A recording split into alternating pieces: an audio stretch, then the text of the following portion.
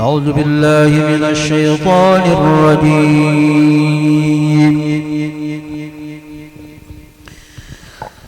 بسم الله الرحمن الرحيم.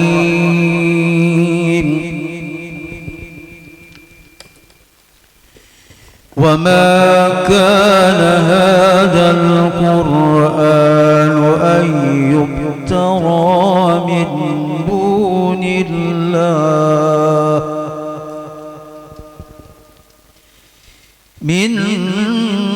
دون الله ولكن تصديق الذي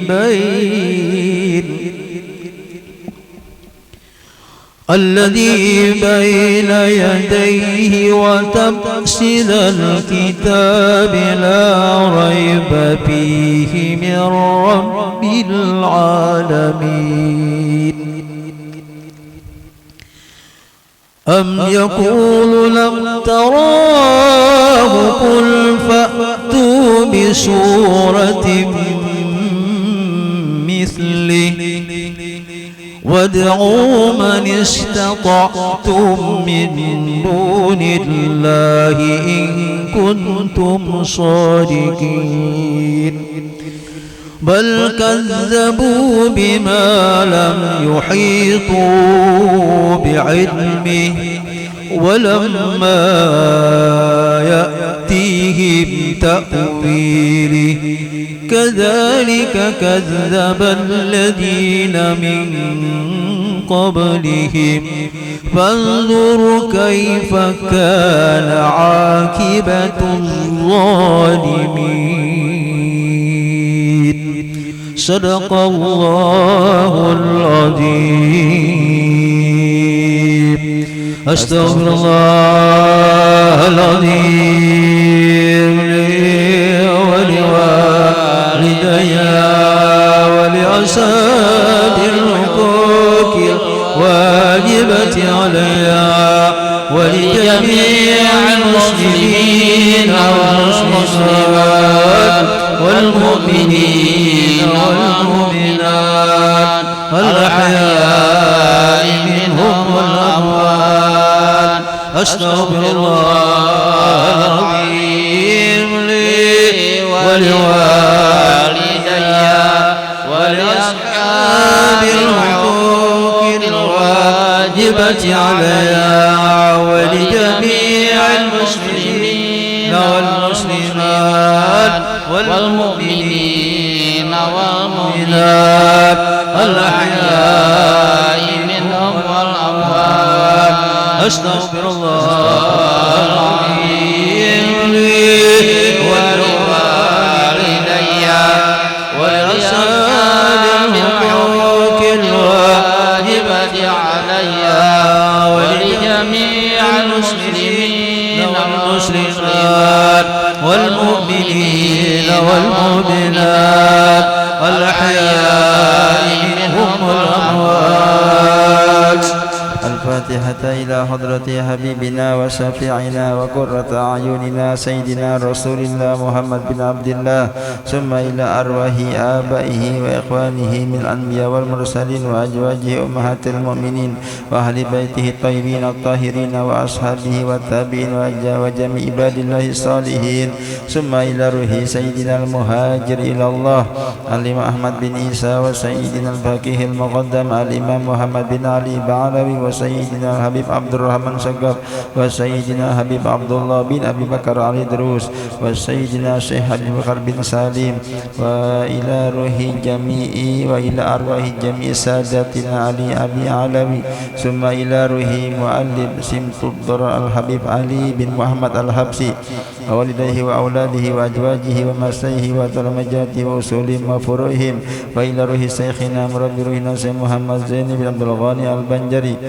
ثم إلى أرواح والدينا ومشايخنا وجل الحقوق علينا ومن كان بسابقه حاضرا معنا في هذا المجلس الشريف وأموات هذه البلدة من المسلمين والمسلمات، وأن الله يرحم جمعنا هذا وينجر بعينه الرحيمة ويرزقنا حسن الخاتمة عند الموت بعد طول العمر في طاعة الله ورضاه في خير ورزق وعافية وسلامة، وعلمنا وأسلفنا الصالحون في مثل هذه المناسبة وإلى حضرة سيدنا محمد صلى الله عليه وآله وسلم. الفاتحة. أعوذ بالله من الشيطان الرجيم. بسم الله الرحمن الرحيم. الحمد لله رب العالمين الرحمن الرحيم مالك يوم الدين. إياك نعبد وإياك نستعين. اهدنا الصراط المستقيم صراط الذين أنعمت عليهم غير المغضوب عليهم ولا الضالين. آمين. فيا أيها الراجون منه شفاعة صلوا عليه وسلموا تسليما.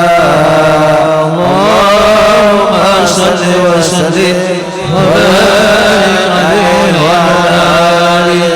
ويا أيها المشتاقون إلى رؤية جماله صلوا عليه وسلموا تسليما. اللهم صل وسلم وبارك عليه وعلى آله.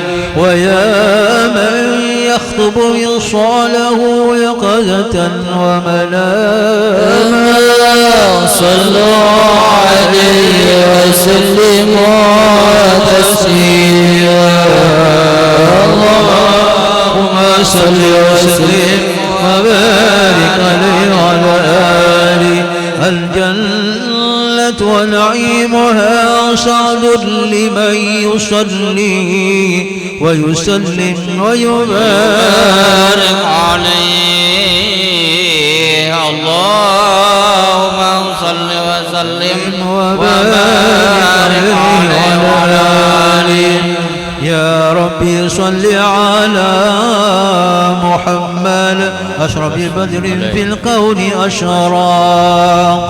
يا ربي صل على محمد أسرى ببدر في الكون أشراق. يا ربي صل على محمد أقرم داء يدعو إلى الحق. يا ربي صل على محمد أقرب داعي يدعو إلى الحق. يا ربي صل على محمد المصطفى الصادق المصدق. يا ربي صل على محمد المصطفى الصادق المصدق. يا ربي صل على محمد أهل الورى منطقا وصداق. يا ربي صل على محمد أحلى الورى منطقا وصداق. يا ربي صل على محمد بارك عليه تقاط حقا. يا ربي صل على محمد أفضل من بالتقاط حقا. يا ربي صل على محمد عبد الشفا والوفاة حلاق. يا ربي صل على محمد من بالسخاء والوفاة خلاق. يا ربي صل على محمد واجمع من السبل ما تفرق. يا ربي صل على محمد واجمع من الشمل ما تفرق يا ربي صل على محمد اللهم صل وبارك عليه ما قد تأوى يا ربي صل على محمد واصلح وسهل ما قد تعوى يا ربي صل على محمد الله يبارك عليه الخير كل مولى يا ربي صل على محمد وافتح من الخير كل مغلى يا ربي صل على محمد وعليه ومن النبي تعلى يا ربي صل على محمد وآله ومن بالنبي تعلى يا ربي صل على محمد وآله ومن للحبيب يغشاق يا ربي صل على محمد وآله ومن للحبيب يعشاق يا ربي صل على محمد اللهم بارك عليه وحبل النبي توثاق يا ربي صل على محمد ومن بهبل النبي توثق يا ربي صل على محمد يا ربي صل عليه وسلم يا ربي صل على محمد يا ربي صل عليه وسلم اللهم صل وسلم وبارك عليه وعلى أعوذ بالله من الشيطان الرجيم لقد جاءكم رسول من أنفسكم عزيز عليه ما عنتم حريص عليكم بالمؤمنين رؤوف رحيم فإن تولوا فقل حسبي الله لا إله إلا هو عليه توكلت وهو رب العرش العظيم إن الله وملائكته يصلون على النبي يا أيها الذين آمنوا صلوا عليه وسلموا تسليما اللهم صل وسلم وبارك عليه وعلى آله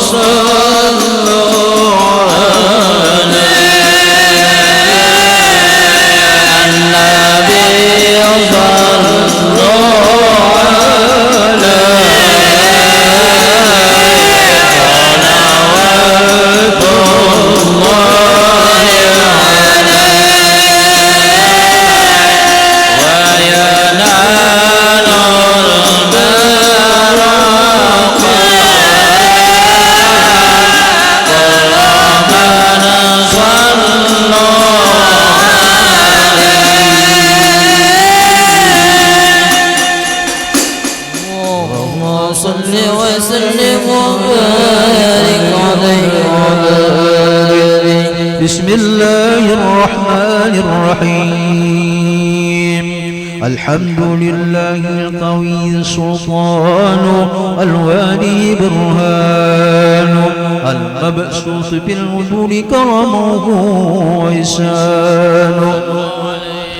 تعالى مجد وشانه خلق الخلق لحكمة وتوى عليها علما وبسطه من بدء منة ما جرت به أقداره السماء فأوصل إليه مشرب خلقه وأجل عبده الرحمة تعلقت إلى درجة من خلق هذا العبد المحبوب فانتشرت آثار شرفه في عوالم الشهادة والغيوب فما جناب المن الذي تكرم به المنان وما أعظم هذا الفضل الذي ورد من حضرة الإحسان سورة كاملة ظهرت إليك المحمود سورة كاملة ظهرت إليك المحمود سورة كاملة ظهرت إليك المحمود وترك وجودها من أب الوجود وترد البرد العوالي من إراد اللهم صل وسلم أشرف الصلاة والتسليم على سيدنا ونبينا محمد الرحيم. اللهم صل وسلم وبارك عليه وعلى آله. تجلى الحق في عالم كرسيه الواسع تجليا قضى بانتشار فضله في القريب والشاسع فله الحمد الذي لا تنحسر رفرته بالتعداد ولا يمل تقرره بكسرة الترداد حيث أخذ من عالم الإمكان سورة هذا الإنسان يتشرف بوجه ثقلان وتنتشر سره في الأكوان فما من سر توصلها بقلب منير إلا من سوابق بل الله على هذا الحبيب. يا قلب سروره قد توالى بحبيب عم الأنام نوالا جل من شرف المدن بنور ومن القوم بهجة وجمالا صلوا عليه ولترقى في الحسن على مقام وتلا في مجده وتعالى لا حدا في مكلته بشرا كاملا ينشيه ضلالا ورد عليه قدرت منه في رفعة في شؤوني وكمالا فسبحان الذي أبرز من حضرة الامتنان ما يعجز عن وصفه اللسان ويحار في تعقل معاني الجنان انتشر منه في عالم البطون والزهور ما ملأ الوجود والخلق الأمور فتبارك الله من إله كريم بشرت آياته في الذكر الحكيم ببشارة لقد جاءكم رسول من أنفسكم عزيز عليه ما عنتم حريص عليكم بالمؤمنين رؤوف رحيم. فمن باجت هذه البشارة وتلقاها بقلب سليم فقد هدي إلى صراط مستقيم. اللهم صل وسلم أسعد الصلاة وعلى سيدنا ونبينا محمد الرؤوف الرحيم. اللهم صل وسلم وبارك عليه وعلى آله. وأشهد أن لا إله إلا الله وحده لا شريك له شهادة تعرف بها اللسان عما تضمنه الجنان من التصديق بها والإذعان، تثبت بها في الصدور من الإيمان قواعده، وتلو على أهل اليقين من سمع ذلك الإذعان والتصديق شواهده صلى الله عليه. وأشهد أن سيدنا محمدا العبد الصادق في قوله وفعله والمبلغ عن الله ما أمر بتبليغه لخلقه من فرده ونفله، عبد أرسله الله للعالمين بشيرا ونذيرا، فبلغ الرسالة وأدى الأمانة، وهدى الله به من الأمة بشرا كثيرا، فكان في ظلمة الجهد للمستبصرين سراجا وقمرا منيرا، ما عدمها من منة تكرم الله بها على البشر، وما أوسعها من نعمة انتشر سرها في البحر والبر. اللهم صل وسلم بأجل الصلوات وأجمعها وأزكى السيئة وأوسعها على هذا العبد الذي وفى بحق العبودية وبرز فيها في خلعة الكمال، وقام بحق الربوبية في مواتن الخدمات لله، وأقبل عليه غاية الإقبال، صلاة يتصل بها روح المصلي عليه به، صلاة يتصل بها روح المصلي عليه به، صلاة يتصل بها روح المصلي عليه به، فينبسط في قلبه نور سر تعلقه به وحبه، ويقسم بها بعناية الله في حزبه، وعلى آله وصحبه الذين ارتقوا صهوة المجد بقربه، وتبيهوا ظلال الشرف الأصل بوده وحبه، ما عطر الأكوان بنشر ذكراه النسيم. اللهم صل وسلم أشرف الصلاة والتسليم على سيدنا ونبينا محمد الرؤوف الرحيم. اللهم صل وسلم وبارك عليه وعلى آله. يا رسول الله يا من هم يسبي السقام، يا رسول الله يا من هم يسبي السقام، أنت والله شفيع للورى يوم الجهاد. لا إله إلا الله يا مولانا، لا إله إلا الله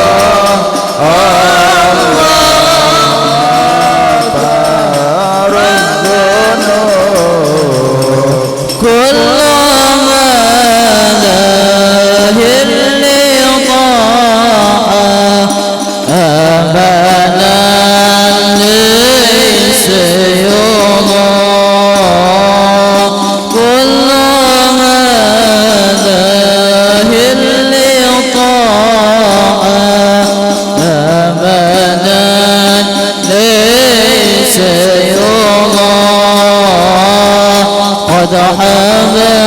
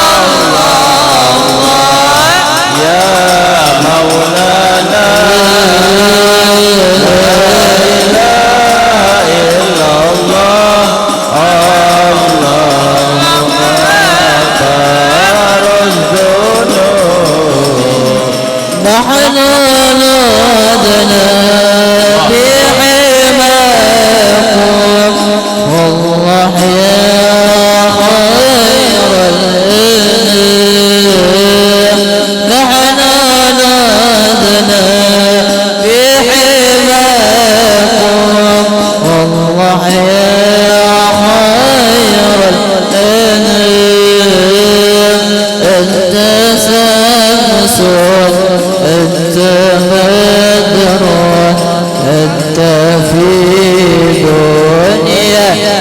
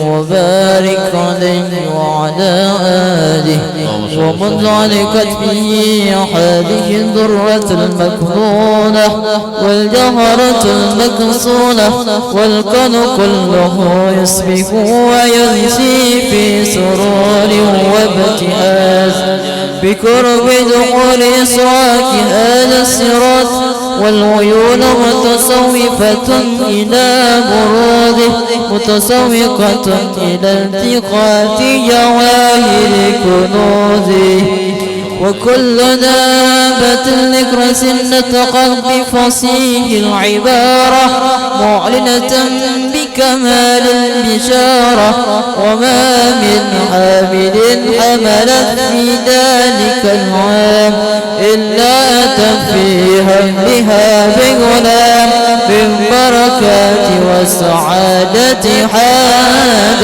الإمام لم تجعل والسماوات متضمحة بشر الفرح بملاقاة أشراف البريات وبرده من عالم الخفاء إلى عالم الزهور بعد تنقله في البطان والزهور فاظهر الله في الوجود محل تكريم وبسط في العالم الكبير ما إلى تسريف وتعظيم بمراد هذا البشر الكريم اللهم صل وسلم واسمع الصلاة والتسليم على سيدنا ونبينا محمد الرؤوف الرحيم اللهم صل وسلم وبارك عليه وعلى آله وهنا قربا ونودي هذا الحبيب أعلنت السماوات والأرضون ومن فيهن من ترحيب وامدار الجود الإلهي على أهل الوجود تزيد والزنة الملائكة لتبشير العالمين داعي سبحان الله والحمد لله ولا إله إلا الله والله أكبر سبحان الله الحمد لله ولا إله إلا الله والله أكبر سبحان الله الحمد لله ولا إله إلا الله والله أكبر والقدرة كشفت غناء هذا المستور يبرز نوره كاملا في أعلم الظهور نورا فاق كل نور وأنبذ الحق حكمه على من أتم الله عليه النعمة من خواص الأمة أن يحضر عند وجهه أمة تأنيسا لجنابها المسعود ومشاركة لها بها جسمات المقدود فعذرا بتوفيق الله سيدة مريم وسيدة آسيا ومعهما من الحور العين من قسم الله له من الشراب بالقسمة الوافية وهذا الوقت الذي رتب الله على حضوره وجود هذا المولود فانبلق صبح الكمال من النور عن عمون وبرد الحمد المحمود مذئنا لله بالتعظيم والسجود صلى الله على محمد صلى الله عليه وسلم صلى الله على محمد صلى الله عليه وسلم صلى الله على محمد يا ربي صل وسلم يا نبي سلام عليك يا رسول سلام عليك يا نبي سلام عليك صلوات الله عليك يا نبي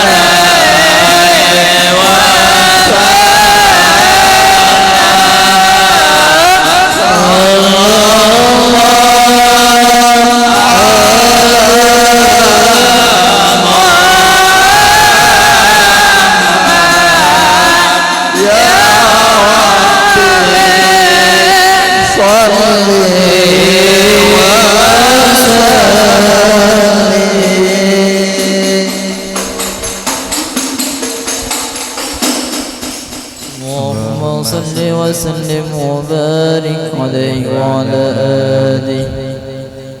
اللهم صل وسلم وبارك عليه وعلى آله.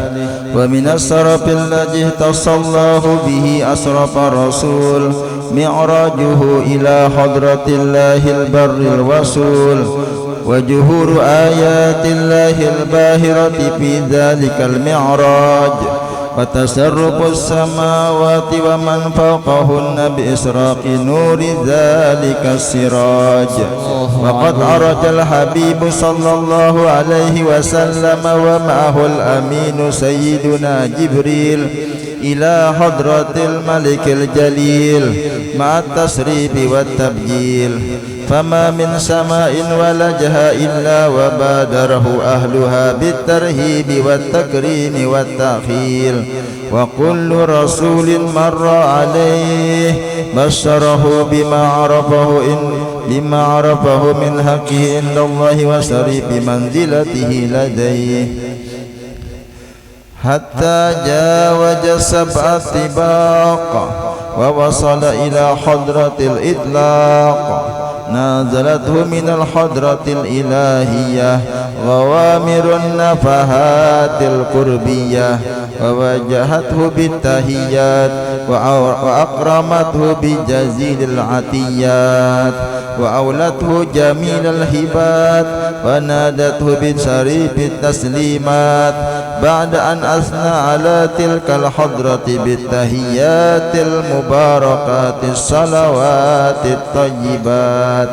فيا لها من نفحات غامرات وتجليات عاليات في حضرات باهرات تشهد فيها الذات للذات وتتلقى عواتب الرحمات وسوابغ الفيوضات بأيدي الهدوء والإخبات، رتب تسقط الأماني حسرى دونها ما وراءهن وراء. أقال الحبيب صلى الله عليه وسلم في تلك الحضرة من سرها ما أقل، واتصل من علمها بما اتصل، فأوحى إلى عبده ما أوحى، ما كذب الفؤاد ما رأى.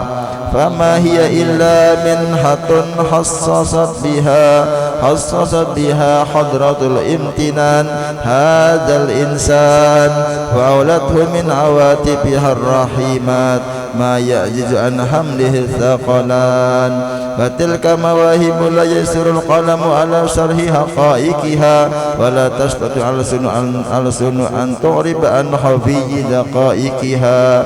حصصت بها الحضرة الواسعة هذه العين الناظرة والأذن السامعة، فلا يطمع طامع في الاطلاع على مستورها والإحاطة بشهود نورها، فإنها حضرة جلت عن نظر الناظرين ورتبة عزت على غير سيد المرسلين. فهنيئا للحضرة المحمدية ما واجهها من عطايا الحضرة الأهدية وبلوغها إلى هذا المقام العظيم. اللهم صل وسلم وضرب الصلاة والتسليم على سيدنا ونبينا محمد الرؤوف الرحيم.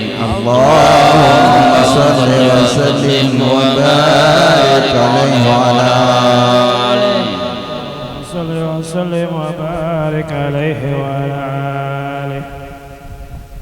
ولقد اتصف صلى الله عليه وسلم بمحاسن الأخلاق لما تضيق عن كتابته بدون الأوراق.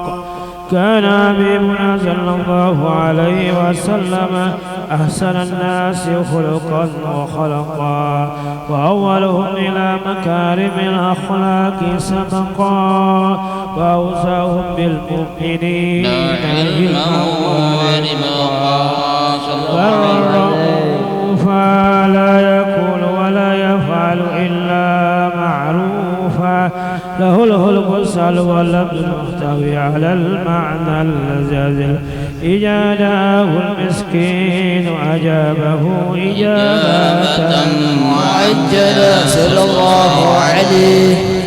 إذا دعاه المسكين أجابه إجابة معجلة وهو الأب الشفيق الرحيم باليتيم والأرملة وله مسؤولة أخلاقه العيبة القومية التي ترتعد منها فرائس أقوياء من البرية وبالنصر به تعطرت الطرق والمنازل وبعرب ذكره تطيبت المجالس والمحافل وحبيبنا صلى الله عليه وسلم جامع الصفات الكمالية والمنفرد في خلقه وخلقه بأشرف خصوصية فما من خلق بالبرية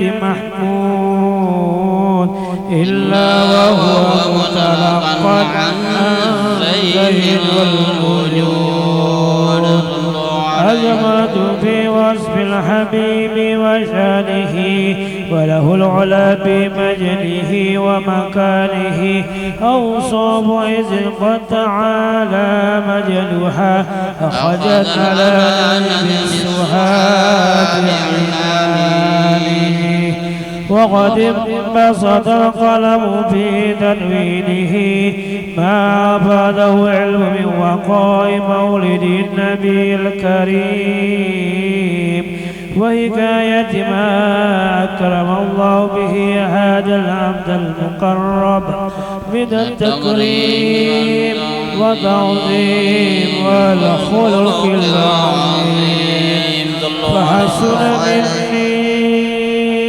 أن أمسك عنة الأقلام في هذا المقام وأقرأ السلام على سيد الأنام.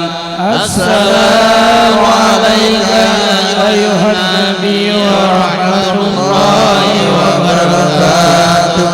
السلام عليك أيها النبي ورحمة الله وبركاته. السلام عليك أيها النبي ورحمة الله وبركاته. وبذلك يحصل الختم كما يحصل التقديم وعليه أفضل الصلاة والتسليم. اللهم صل وسلم أشرف الصلاة والتسليم على سيدنا ونبينا محمد الرؤوف الرحيم. اللهم صل وسلم وبارك عليه وعلى آله. بسم الله الرحمن الرحيم. الحمد لله رب العالمين. اللهم صل وسلم على سيدنا محمد في الأولين. اللهم صل وسلم على سيدنا محمد في الآخرين. اللهم صل وسلم على سيدنا محمد في كل وقت وحين. اللهم صل وسلم على سيدنا محمد في الملائكة إلى يوم الدين. اللهم صل وسلم على سيدنا محمد وعلى آل بيته وأصحابه أجمعين. ولما نظم الفكر من دراري الأوصاف المحمدية عقودا توجهت إلى الله متوسلا بسيدي وحبيبي محمد صلى الله عليه وسلم أن يجعل سعي فيه مذكورا وفعل فيه محمودا وأن يكتب عملي بالأعمال المقبولة وتوجهي بتوجهات الخالصة والصلات الموصولة. اللهم يا من إليه تتوجه الآمال فتعود ضابرا وعلى باب عزته تحد رحال فتغشى منه الفيوضات الغامرة.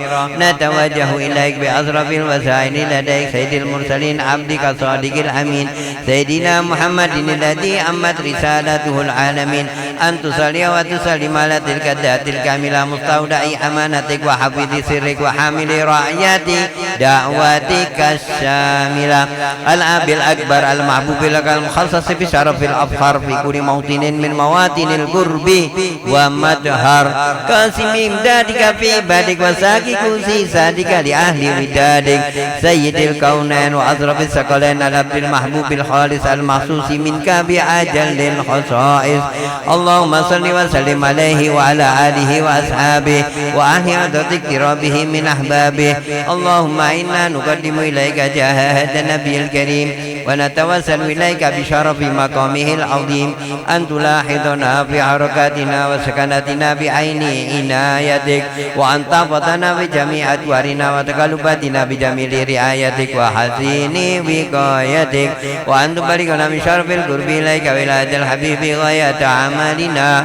وتتقبل منا ما تحركنا فيه من نياتنا وأعمالنا وتجعلنا في حضرة هذا الحبيب من الحاضرين وفي طرائق اتباعه من السالكين ولحقك وحقه من المؤدين ولعهدك من الحافظين اللهم إن لنا أدما برحمتك الخاصة فلا تحرمنا ودنونا جميلة هي وسيلتنا إليك فلا تخيبنا آمنا بك برسولك ما جاء به من الدين وتوجهنا به إليك مستشفين أن تقابل المذنب منا بالغفران والمسيء بالإحسان والسائل بما سأل والمؤمل بما عمل وأن تجعلنا ممن نصر هذا الحبيب ووازره ووالاه وظاهره وأما ببركاته وشرف وجهاته أولادنا ووالدينا وأهل قدرنا ووادينا وجميع المسلمين والمسلمات والمؤمنين والمؤمنات في جميع الجهات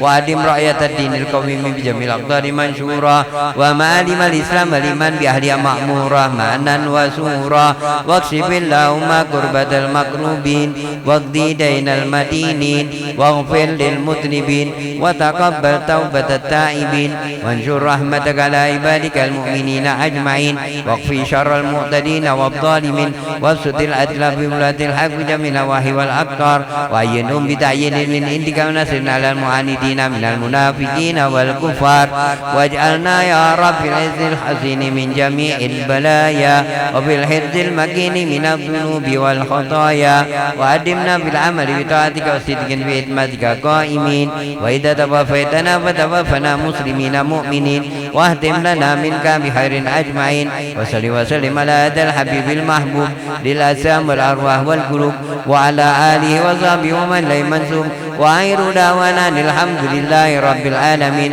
سبحان ربك رب العزة عما يصفون سلام على المرسلين والحمد لله رب العالمين الفاتحة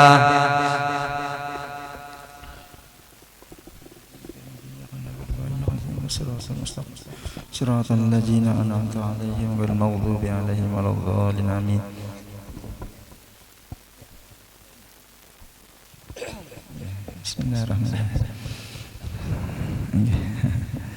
بسم الله الرحمن الرحيم إلى حضرة النبي محمد صلى الله عليه وسلم وآله وأصحابه وأزواجه وذرياته وأهل بيته أجمعين وخصوصا إلى روحي حبيب أبو بكر شكران وإلى روح حبيب عبد الله بن إدريس جميع مشايخنا وإلى روح الشيخ محمد أرشد بن عبد الله البنجري وصوله وفوره الفاتحة بسم الله الرحمن الرحيم الحمد لله رب العالمين الرحمن الرحيم مالك يوم الدين إياك نعبد وإياك نستعين اهدنا الصراط المستقيم صراط الذين أنعمت عليهم غير المغضوب عليهم ولا الضالين آمين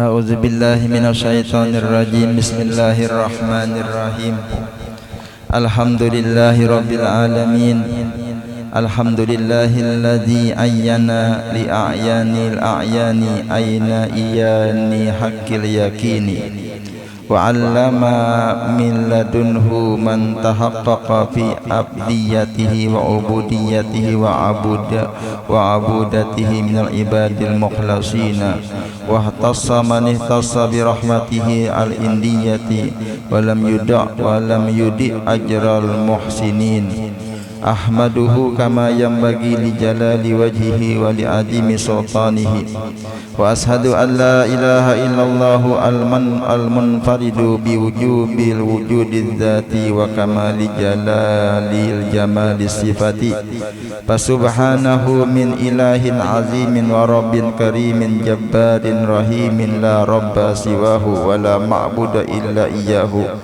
wa ashhadu anna sayyidana muhammadan abduhu wa rasuluh an-nabiyul karimur rahimu sayyidul mursalin wa imamul muttaqin wa qaidul gurril muhajjalin ila jannatin na'im sahibul haudi wal liwa'i was safa'ati fil yaumil ajim sallallahu alaihi wasallam salatan takunu lahu ridwan wa lihaqqihi adaan wa kama huwa ahluhu daiman wa ala alihi al-adhari wa ashabihi al-abrari wa tabi'in al-akhyari wa alaina ma'ahum wa fihim wa walidina wa masyayikhina wa awliyaina wa jami'il muslimin amma ba'du.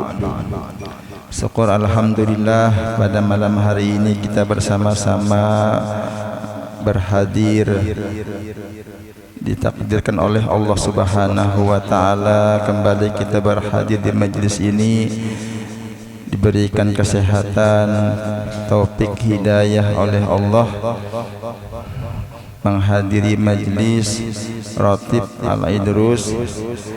Syukur alhamdulillah. Semoga dengan berkat yang kita kerjakan pada malam hari ini Allah Ta'ala mengampuni dosa kesalahan kita, dosa kedua orang tua kita. Semoga Allah Ta'ala meridhoi, merahmati kepada kita semua. Semoga apa yang kita hajatkan dikabulkan oleh Allah Subhanahu wa Ta'ala. Amin ya rabbal alamin. Alhamdulillah, terima kasih kepada Ayahanda Habib Abu Bakar Al-Attas. Beliau berhadir di tempat kita, keberkahan bagi kita semua dengan kehadiran beliau. Mudah-mudahan kita doakan Sidin selalu diberikan kesehatan, panjang umur, dikabulkan segala hajat-hajat beliau. Amin ya rabbal alamin. Malam hari ini kita mengambil barokah membaca manaqib dari orang tua Habib Abdullah Al-Idrus Al-Akbar, yaitu Habib Abu Bakar As-Saqran, yang mana kita biasa membaca Ratib Al-Idrus itu Habib Abdullah Al-Idrus, Abah Sidin itu Habib Abu Bakar As-Saqran bin Habib Abdurrahman As-Sagab. Beliau lahir di kota Tarim, Hadramaut. Dididik langsung oleh ayahanda beliau, yaitu Sayyidina Al-Habib Abdurrahman As-Sagab.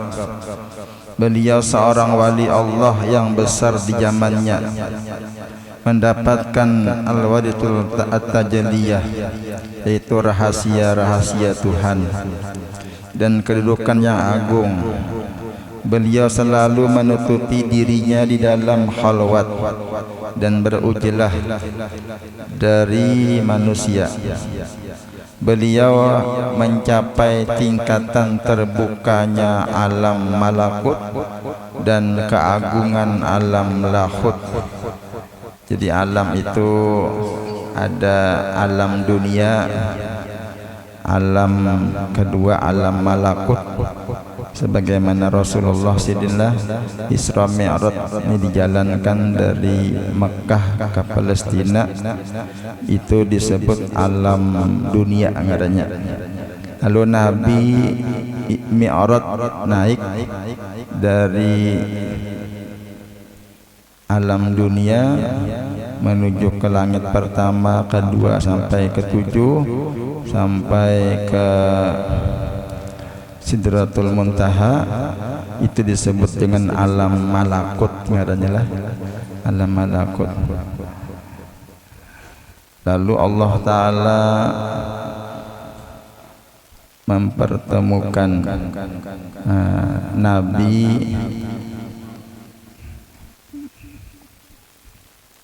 bertemu dengan Hadratullah,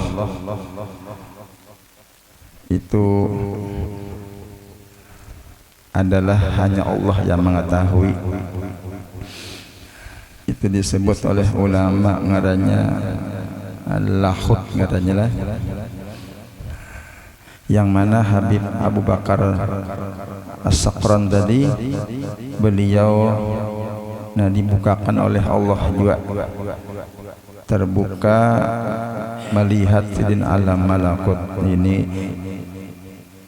Allah Ta'ala memberi kepada beliau, tetapi beliau ini adalah zuriatnya Rasulullah, tentunya di bawah daripada Rasulullah. Yang paling agung adalah Rasulullah sallallahu alaihi wasallam, dan beliau selalu dalam musahadah kepada Allah Subhanahu wa taala. Jadi Habib Abu Bakar As-Saqran dia selalu musahadah kepada Allah, dan sungguh telah terlihat dengan hatinya akan martabat yang tinggi dan derajat yang agung serta rahasia yang gaib. Beliau seringkali melihat Rasulullah dalam mimpi dan di waktu jaga. Karamah beliau diantaranya diceritakan ada seseorang yang menjadi buta mata karena menghina beliau. Jadi ada seseorang qadi di Tahrim juga nih, berkata sesuatu dengan maksud menghina Habib Abu Bakar As-Saqran. Hal ini membuat beliau marah. Jadi ada seseorang menghina Sidin Maulah Sidin Sarik dan berkata di depan sahabat-sahabat beliau, dan Sidin berkata di hadapan sahabat-sahabat Sidin, ya Sidin, lihatlah nanti kalian semua, qadi ini akan buta dalam waktu 2 bulan kalau ia tidak minta maaf kepadaku. Jadi Jasidin itu nah qadi itu nah bilanya kali minta maaf lawan aku Jasidin dalam 2 bulan ini karena matanya buta, dan tak lama kemudian ia akan mati dan rumahnya akan roboh amun kada minta maaf. Kalau minta maaf kada jadi. Nah ini perkataan Sidin, rumahnya akan roboh menimpanya sebelum ia sempat dimakamkan. Setelah 2 bulan bersilang, qadi tersebut tidak minta maaf. Ada minta maaf nih, padahal sudah menghina kepada Habib Abu Bakar As-Saqran. Qadi tadi kada minta maaf, padahal ditunggu Sidin 2 bulan tidak minta maaf kepada beliau. Maka apa yang telah dikatakan oleh Habib Abu Bakar As-Saqran tadi menimpanya persis seperti yang telah beliau katakan. Jadi qadi tadi buta matanya dan meninggal dengan dirubuhi rumahnya juga. Nah bahasa kitanya ketulahan jelah orang wali dimusuhin. Beliau Habib Abu Bakar As-Saqran memiliki 2 orang istri. Anak beliau berjumlah 13 orang, 6 laki-laki, 7 perempuan. Beliau wafat tahun 821 Hijriah. Semoga Allah Subhanahu wa taala mencurahkan rahmat dan ridha-Nya kepada beliau, menumbuhkan semangat dalam diri kita guna meningkatkan ubudiyah, mahabbah kepada Allah Subhanahu wa taala dan Rasulullah. Amin ya rabbal alamin. Allahumma anjil fi qabrihi rahmatan wa ridwan waftah lana bi barakatihi futuhal khairi ya rahman. La ilaha illallah Muhammadur Rasulullah al-habib Abu Bakar Sakran waliyullah radhiyallahu an. Allahumma salli wa sallim ala jaddihil amin sayyidina Muhammadin wa ala alihi wa sahbihi ajma'in walhamdulillahi rabbil alamin.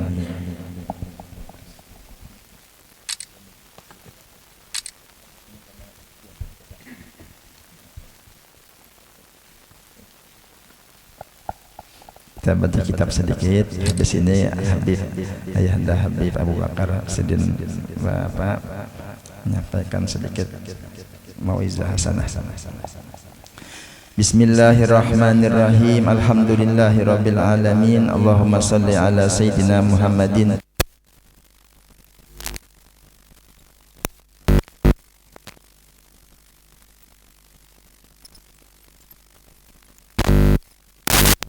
Asad bin Abdullah Al-Banjari dalam kitab beliau Sabil Muhtadin, Sahdan halaman 47, 7 baris dari atas.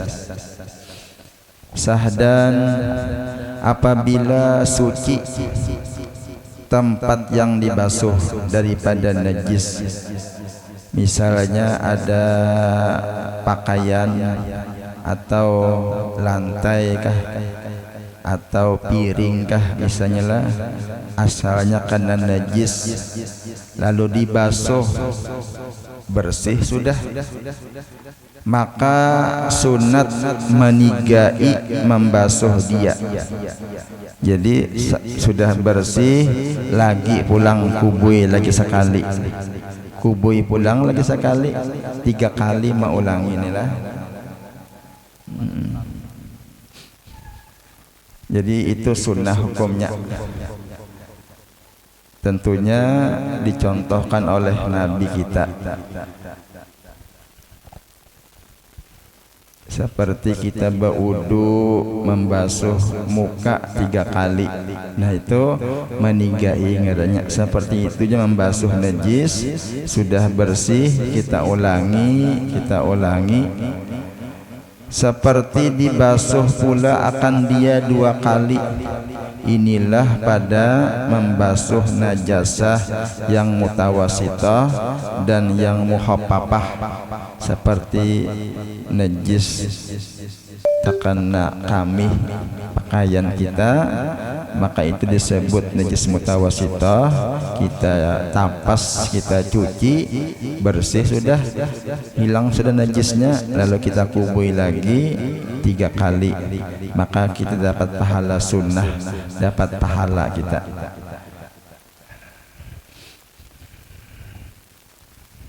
Adapun najasah mughalazah, najis yang berat, itu kemarin adalah misalnya piring dijilat oleh anjing, maka piring tadi kena najis mughalazah, maka tiada sunat menigai membasuh, kada perlu 3 kali, karena 7 kali membasuhnya sudahlah. 7 kali karena wajib membasuh 7 kali. Karena pekerjaan yang sudah dibesarkan oleh syara dengan mubalaghah tiada ditambahi pula atasnya, karena sudah tadi agama menyuruhkan membasuhnya 7 kali, jadi kada perlu diulangi lagi. Pada membesarkan dia, inilah yang tersebut di dalam kitab Nihayah. Bersalahan bagi yang tersebut di dalam kitab Tuhfah, maka bahwasanya sunat menigai membasuh najasah yang mughalazah, seperti najasah yang mutawasitah dan najasah yang muhaffafah juga. Nah, tapi yang hendak mengulangi lagi, ulangi pulang 7 kali dah, ulangi 7 kali, ulangi 7 kali. Nah itu bagus saja juga panglah. Jadi perkara agama ini apabila mudah aja untuk mengulangi, bagus diulangi. Seperti tadi berwudu 3 kali kita membasuh wajah. Misalnya hendak berwudu membaca bismillah, kita ulangi 3 kali membaca bismillahnya, sunnah. Hendak makan baca bismillah sekali, ulangi 3 kali, bagus. Makan 3 kali baca bismillah. Apalagi bilanya hendak menyuap nasi, baca salawat sallallahu alaihi Muhammad, baca. Karena pulang hendak menyuap pulang, baca pulang salawat. Nah itu setengah piring kenyang makan sudah, dan itu makanannya berkah. Baca salawat karena makanan tadi hakikatnya asalnya dari Nabi. Jadi kita ini semuaan berkat Rasulullah. Dan tiada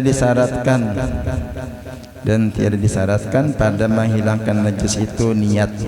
Jadi kada perlu berniat jalah, sebagaimana kita sembahyang berniat. Kalau membasuh najis kada perlu berniat. Dan wajib menghilangkan najis itu dengan segera. Jika durhaka ia dengan sebab najis itu, wajib bercepat jam menghilangkan najis lah. Misalnya tadi kita bersengaja berkamih di baju misalnya, bersengaja lakasi bajunya ditapas, jangan kena-kena. Kalau isok aja jangan napas.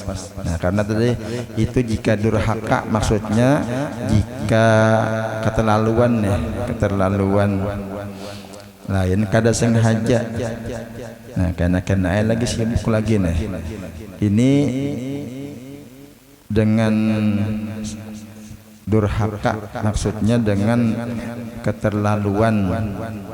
Jadi bersengaja menyapui najisnya lah misalnya nih. Padahal kawa aja kada disapuinya misalnya najis. Maka segeralah membasuhnya, menghilangkannya. Untung juga kita inilah menghilangkan najis dengan dibasuh. Inilah keistimewaan umat Nabi. Tekanan najis cukup dengan dibersihkan dengan air. Kalau umat sebelum Nabi Muhammad, umat Nabi Musa itu kata kawa mensuciakan najis tadi kecuali dengan dibuangi. Misalnya baju, karena kami kada kawa dipakai lagi baju itu, terpaksa digunting bajunya, dibuangi nang kena kami tadi. Kada cukup dengan dibasuh aja. Itu bertambah-tambal bajunya jadinya. Maka bajunya larang pada menungkar 1 juta 2 juta bajunya lah, baju bebinian. Baju lakian murah aja 100.000 200.000 sudah tahan aja setahun, kada lagi nungkar lah. Bebinian 3 bulan bukan pulang bajunya. Melihat orang baju bagus nukar pulangan juga lah. Itu bertambah lah baju lah. Syukur membersihkannya lawan banyu aja.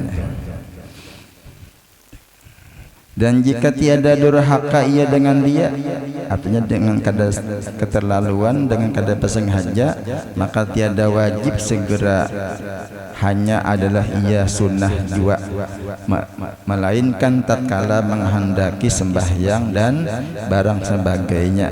Kecuali hendak sembahyang maka disuciakan dulu. Makanya kita sunnah aja kalah apabila kita melihat misalnya ada di tempat ibadah, di masjid, di musalla, ada misalnya cacak lah, ada tahinya. Kita melihat kadusah, kita menyuruh kaum dulu kita aja bersihi. Itu dapat pahala kita bersih tadi. Kalau kena aja jar bisa aja yang lain membersihi. Kalau terjajak yang lain lah, ada kita tahu sudah itu najis tadi. Adapun orang yang durhaka ia dengan sebab janabah. Adapun orang yang durhaka ia dengan sebab janabah, maka dia adalah wajib atasnya bersegera mandi daripada janabah. Nah ini kalaunya orang yang janabah atau junub, maka wajib mandi wajib ngarannya. Nah maka bilanya dengan durhaka artinya inya berbuat zina. Nah ini durhaka, ini ngarannya menggawi dosa besar, maka tadi berdosa inilah dan wajib mandi juan. Tapi kada wajib bersegera kena kada papa. Jadi sinilah.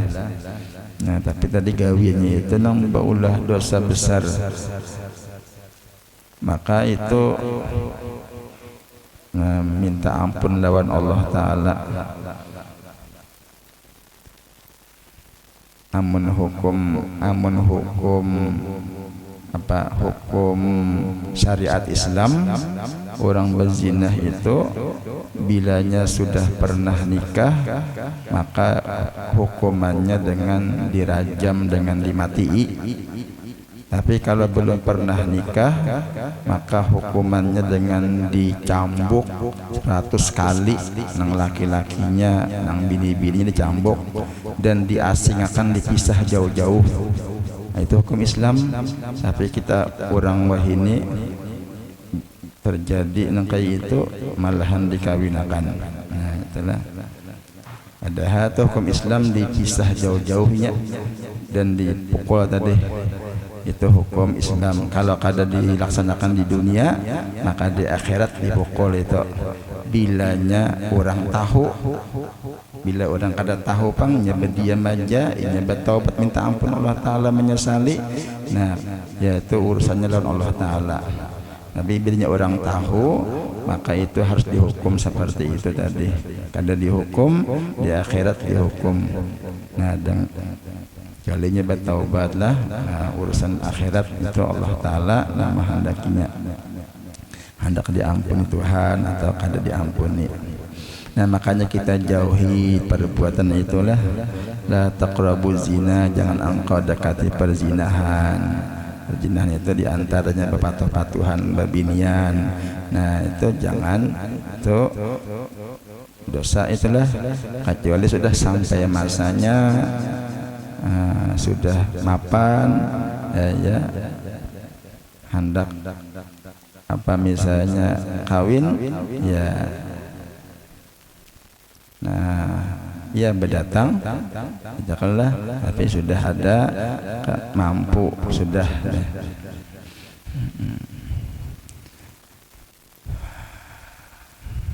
Adapun segala benda yang cair yang lain daripada air seperti minyak, nah misalnya pang suatu nang benda nang cair, misalnya minyak, susu, cuka, sebagainya inilah tekanan najis nang ngalih membersihinya. Nah ini ada diajarkan oleh Rasulullah cara-caranya lah. Nah, mungkin sampai di sini ya alhamdulillah, karena kita sambung lagi akan datang insyaallah.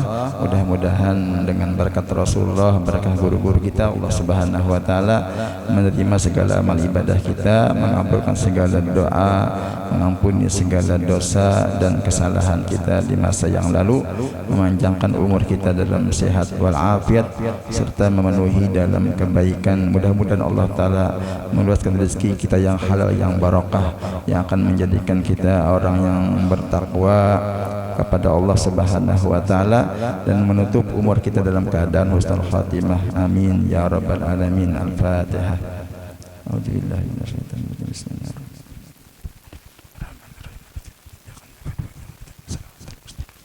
Bismillahirrahmanirrahim. Kita pintakan kepada Ayahanda Habib menyampaikan beberapa menit lah nasihat. Assalamualaikum warahmatullahi wabarakatuh. Bismillah walhamdulillah wal khair wal syarri masyiatillah. Amanna billah wal yaumil akhir. Tubna ilallahi batinan wa dhahiran. Rabbi shrah li sadri wa yassir li amri wahlul 'uqdatam min lisani yafqahu qawli. Amma ba'du. Hadirin hadirat yang dimuliakan Allah, alhamdulillah sampai hari ini insyaallah tanggal 29 Rajab, yaitu penghujung di bulan Rajab, kita masih diberikan Allah sehat, afiat, panjang umur, dapat mengikuti pengajian di majlis ini, Majelis Al-Aidrus, Majelis Ratib Al-Aidrus. Mudah-mudahan kita diberikan panjang umur, sehat, afiat, selamat dunia dan akhirat, dan kita selalu hadir dan mengikuti acara-acara yang biasa kita adakan di Majelis Al-Aidrus ini. Kita doakan guru kita Habib Alwi bin Fuad Al-Aidrus beserta keluarganya, mudah-mudahan Allah diberikan rahmat, diberikan rezeki yang halal, yang berkah, yang makmur, diberikan panjang umur dalam keadaan taat sama Allah Subhanahu wa taala. Hadirin yang dimuliakan Allah, mungkin saya hanya sedikit memberikan sedikit apa yang bisa saya tahu tentang dua hadis Rasulullah SAW yang menjadi insyaallah jadi resep kita. Kita kepingin masuk surga enggak? Pengen lah? Jawab, pengen masuk surga apa enggak? Pengen ya? Ini dikasih resep sama Allah lewat resan Rasulullah, lewat hadisnya Rasulullah, hadis sahih yang diriwayatkan oleh Abdullah bin Mas'ud. Ada dua peristiwa yang peristiwanya hampir sama ya. Jadi kita tadi bicara masalah kebersihan badan, fisik, hati juga perlu bersih. Hati juga perlu bersih. Selain jasmani kita bersih, rohani kita juga harus bersih.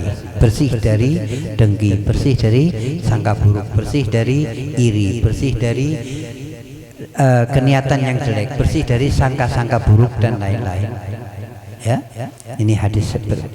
Pada suatu saat Rasulullah dalam keadaan majlis taklim yang seperti ini, ya, Rasulullah menunjuk sama satu orang yang baru masuk. Ya. Sebentar, saya mau buang air kecil.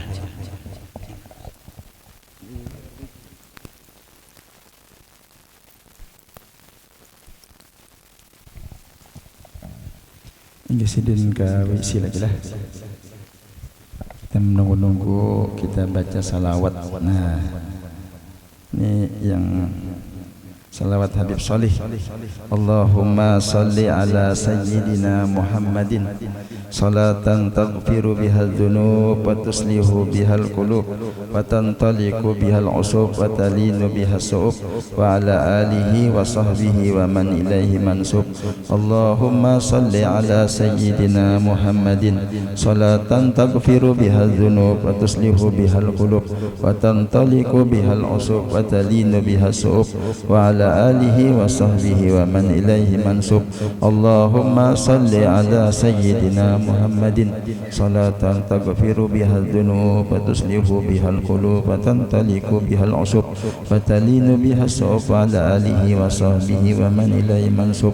Allahumma salli ala sayyidina Muhammadin salatan taghfiru bihal dhunub wa tuslihu bihal qulub wa tantaliqu bihal usub wa talinu bihal su'ub wa ala alihi wa sahbihi wa man ilaihi mansub. Allahumma salli ala sayyidina Muhammadin salatan taghfiru bihal dhunub wa tuslihu bihal qulub wa tantaliqu bihal usub wa talinu bihal su'ub wa ala alihi wa sahbihi wa man ilaihi mansub. Allahumma salli ala sayyidina Muhammadin salatan taghfiru bihal dhunub wa tuslihu bihal qulub wa tantaliqu bihal usub wa talinu bihal su'ub wa ala dhunub wa tuslihu bihal qulub wa tantaliqu bihal usub wa talinu bihal su'ub wa ala alihi wa sahbihi wa man ilaihi mansub. Allahumma salli ala sayyidina Muhammadin salatan taghfiru bihal dhunub wa tuslihu bihal qulub wa tantaliqu bihal usub wa talinu bihal su'ub wa ala alihi wa sahbihi wa man ilaihi mansub. Allahumma salli ala sayyidina Muhammadin salatan taghfiru bihal dhunub wa tuslihu bihal qulub wa tantaliqu bihal usub wa talinu bihal su'ub وعلى آله وصحبه ومن إليه منسوب. اللهم صل على سيدنا محمد صلاة تغفر بها الذنوب وتصلح بها القلوب وتنطلق بها العصوب وتلين بها الصعوب وعلى آله وصحبه ومن إليه منسوب. Nah itu yang pian.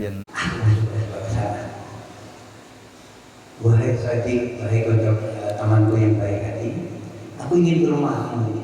Aku lagi bertengkar sama istriku. Aku ingin merenung, beristirahat tempatmu, berpuasa di tempatmu. Bolehlah kamu kasih waktu aku 3-4 hari sampai seminggu. Oh boleh silakan. Tujuannya hanya ingin mengetahui rahasia. Sampai Rasulullah 3 kali berucap, ini orang ahli surga. Bingung ini satu saat boleh berbuat sama. Menginap 1 hari, sholat biasa, puasa tidak puasa, ibadah malam tidak ada ibadah malam, beribadah malam, sholat malam, puasa pun. Ini yang punya rumah itu puasa juga biasa. Bingung. Siapa ini Rasulullah sampai sampai ini ahli surga. Akhirnya sehari, 2 hari, 3 hari, 4 hari, takut sih namanya punya rumah. Wahai sahabatku, kamu ini disebut Rasulullah SAW sebagai seorang yang ahli surga, yang nanti kalau meninggal masuk ke dalam surga. Apa gerangan rahasianya? Aku tidak punya apa-apa, aku sendiri juga enak. Oh, Kanjeng Nabi bilang saya ini disebut penghuni surga, saya sendiri bingung. Tidak mesti kamu ada malam, tidak percaya? Tidak, kan aku lihat sendiri. Aku malam ya tidak sholat malam, ngaji ya tidak ngaji, dudukan biasa. Aku juga tidak puasa seperti kayak biar puasa, aku biasa aja ya. Aku udah percaya, mesti dia punya ibadah yang tersembunyi. Tolong beri aku apa rahasianya?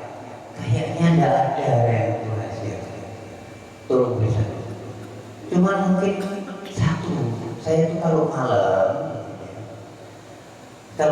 saya memaafkan kepada teman-teman saya semua yang telah berbuat dolim sama saya.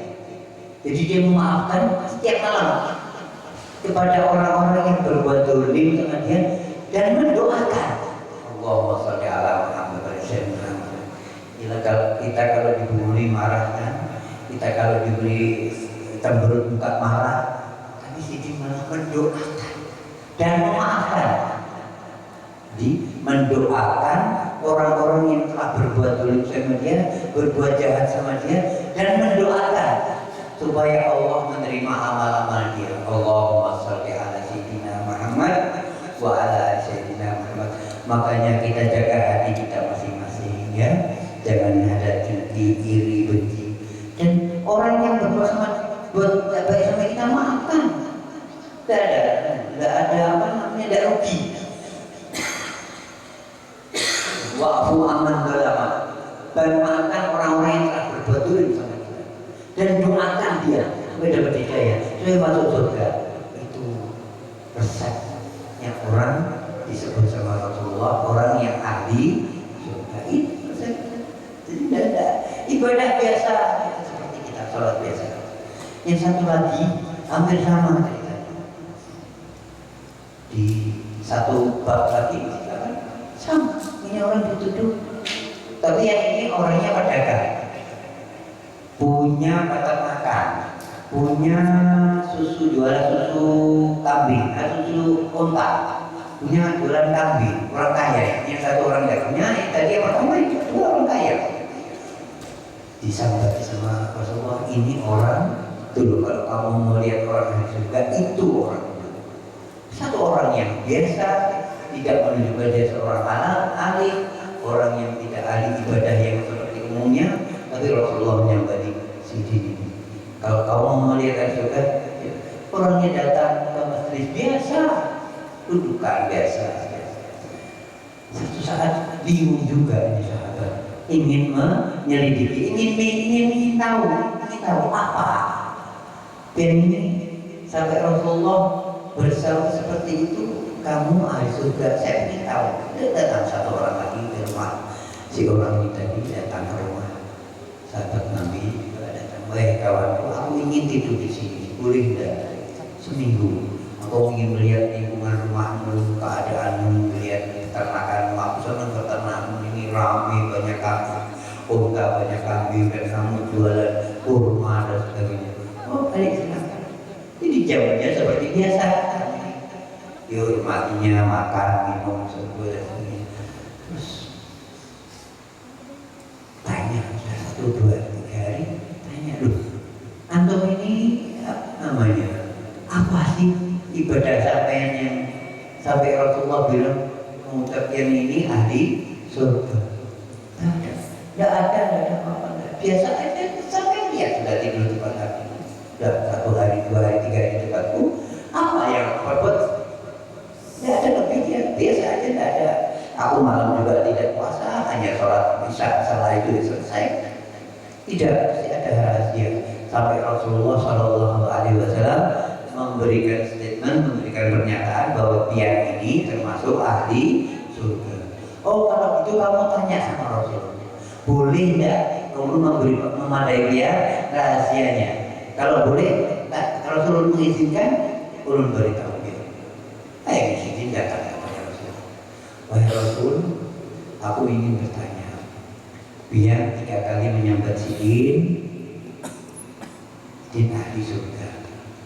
Aku sudah bertakun apa rahasianya, jadi tidak mau memberitahu. Suruh tanya, suruh izin kawan pian dulu, boleh tidak akan memberi kabar rahasia apakah sampai pian ini disebut sambatnya golongan ahli surga. Akhirnya takut nih, boleh ya Rasul? Oh boleh, silakan kamu tanya. Lalu ini datang kepada yang dituduhnya, yang ininya ahli surga tadi, yang Rasulnya bulan ini ahli surga. Aku sudah datang kepada Rasulullah dan aku sudah minta izin, dan Rasulullah mengizinkan dia untuk memberi kabar kepadaku. Apa rahasiamu sehingga Rasulullah SAW memberikan pernyataan bahwa dia ini termasuk ahli surga? Sudah diizin sama Rasulullah dan dikasih sama Rasulullah, sudah diizinkan sama Rasulullah, diizinkan. Kapan? Kemarin aku sudah datang menghadap dan dia memberikan izin untuk memberikan untuk bertanya kepada penelitian apa rahasia. 1, aku selalu memaafkan orang yang selalu membuat dolim kepadaku. Yang kedua, semua hartaku yang aku miliki tidak ada satupun yang ada di hatiku. Jadi hartaku ini ada, hartaku ini hilang, aku tidak punya apa-apa, tidak ada rasa membekas di hatiku. Aku bersih, tidak ada di hatiku, harta ini tidak ada di hatiku sama sekali. Aku kaya, aku tidak di hati. Uangku banyak, tidak di hati.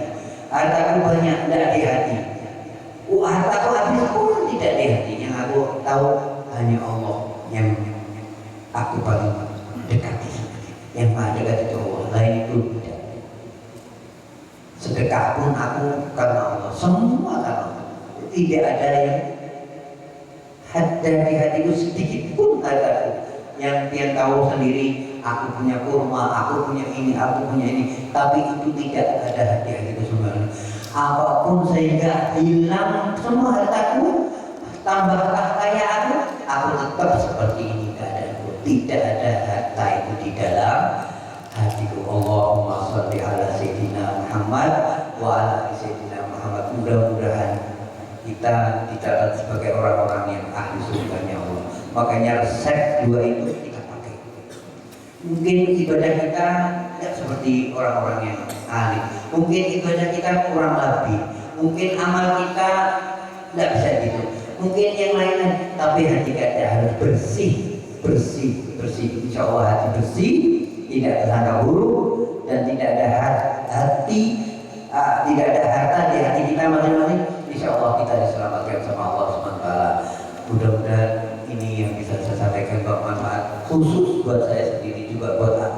semua yang hadir di majlis ini. Dan kita doakan semoga majlis ini bertambah makmur, bertambah berkah, bertambah kaya, bertambah melimpah ruah orang-orang yang hadir dan mengikuti di majlis ini.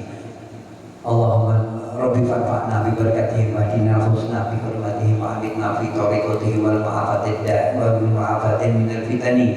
Rabbi fanfa'na bi barakatihim wa hadina husna bi hurmatihim wa amitna fi tariqatihim wal ma'afatin minal fitani. Allahumma ja'al jam'an hajat dan jam'an marhuma wa tafarraqana min ba'di tafarraqan ma'suma. Allahumma ja'al jam'an hajat jam'an marhuma wa tafarraqana min ba'di tafarraqan ma'suma. Allahumma ya man nuruhu bi sirrihi wa sirruhu fi qalbihi afina ayni nadirin wa taghin wa qulubil hasidin. Wa sallallahu ala sayyidina Muhammadin wa alihi wasallam walhamdulillahi rabbil alamin.